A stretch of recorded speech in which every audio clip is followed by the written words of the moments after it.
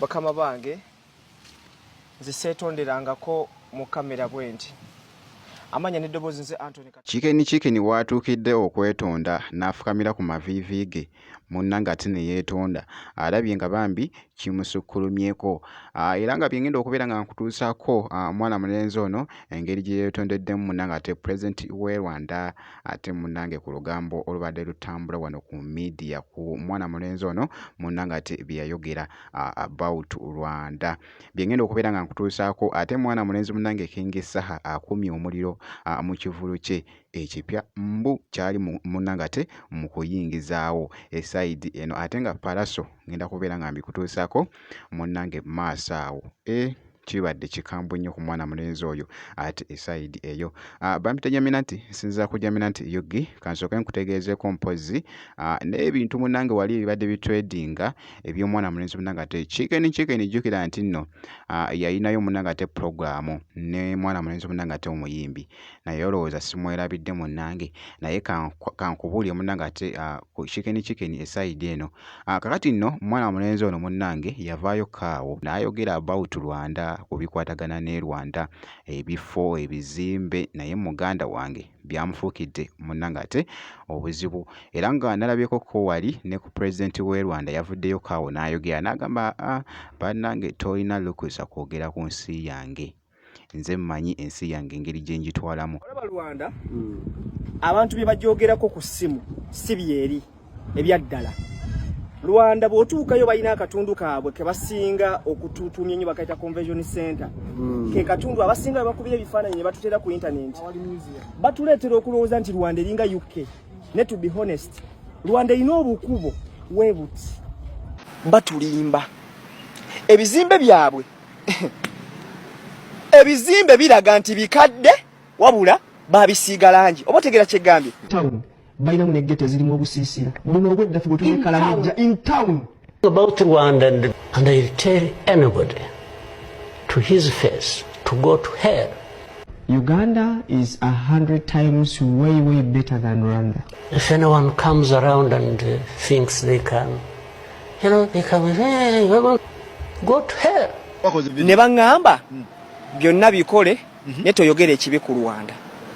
Just go to hell. You have your own issues to deal with. Go and deal with your own issues. Leave me to mine. A few moments later.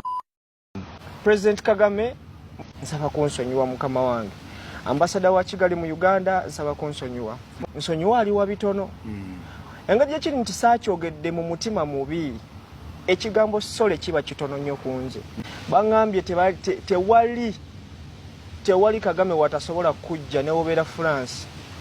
Ate mama nzaaliwa ne Uganda. Okitegeera ate nga ne wano mu Uganda tulinamu abasajja abasirikale abali mu security nga Banyarwanda. Kati omusajja bw'anansanga mu kkubo n'ankuba engolo. Olugambo olubadde lungi nnyo munnange ate ku mukutu ogwa media era ng'avuddeyoko munnange ne yeetonda yeetondedde President w'e Rwanda kw'ossa n'abantu abamu munnange ate okwetooloola Rwanda esayidi eyo. Era nga kankuggyeko awo ate katugende mu maaso wali kakati nno mwana mulenzi munnange ate King Saha akumye omuliro yavuddeyo kaawo jjukira nti nno yakoze post n'agamba nti nno mulaba mutya munnange bwe tukolayo concert naye munnange okusinziira ku freestyle zabadde ng'ayimba munnange wali abantu obwedda kyeboogeza obwama wali ne bagamba nti nno oba ddala concert agenda gitegeekera wa munnange bw'osaabalanga bwe yayimba mu freestyle kakati nga bw'olaba akatambi ako mwalimu munnange ate omukulu Bobi Wine kw'ossa ne mwana mulenzi munnange ate King Saha era nga boogezako okulaba awo tugenda busaabala mukwano gwe tugenda kusaabala tugenda busaabala omukolo nsazeewo gwe gube busaabala tugenda busaabala jjukira buli omu agenda busaabala tugenda busaabala mukwano gwe tugenda kusaabala tugenda busaabala omukolo nsazeewo gwe gube busaabala tugenda busaabala jjukira buli omu agenda busaabala tugenda ku freestyle eyo gye yali ayimba kakati nno oba biyimu munnange ate nga kyekifo kyabadde ategeeza esayidi eyo naye nze naawe nja kubeera nga mbikutuusaako byonna ate munnange ebinaasingawo esayidi awo ku mwana mulenzi munnange ate King Saha katugende mu maaso wali ne palaso nno munnange byamusobedde wali jjukira nti nno yabaddeko ku mu kuziika bambi mu kuziikirako mukwano gwe mami we yabadde afudde mukwano gwe esayidi eyo naye munnange we yabadde wali munnange abantu wali banaye kye bamukoze omukyala yayogedde awo n'agamba nti no yeno famire yokka gitwasigaliza munnange ate okwagala naye simanyi Alien Skin banaye tumutuddiza wano bannange ne ŋŋamba bannange ate mwana mulenzi munnange ate Alien Skin ate baagala mukola ki naye nga boogezaako okulaba akatambyako okusinziira era nga boogezaako okulaba waffe munene mu gavumenti naye bannaye atulete ddala imbi bonna naye Alien Skin tomuzanga yagamba tojja kufuna banene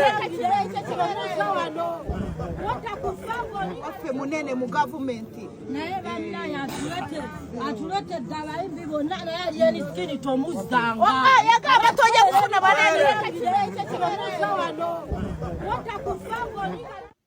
ye mwana mulenzi munnange ate palaso naye ne palaso naye munnange byamusobedde n'agamba bannange naye nga weebityo abantu abo engeri gye babadde bagoyingamuko crazy ku mwana mulenzi munnange ate Alien Skin era nga boogezaako okulaba akatambyako palaso bwe yabadde munnange ate mu kuziika esayidi eyo kabadde kakutte akati wali ku mukutu munnange ate ogwa TikTok bwe nti wenkoze kakasa nti no video gimpera like kusate ne kusubscribe nga kasita obeera nga tonaba ngenda kubeera nga nkomawo ko mu maaso eyo n'ebirala katono nnyo bwe nti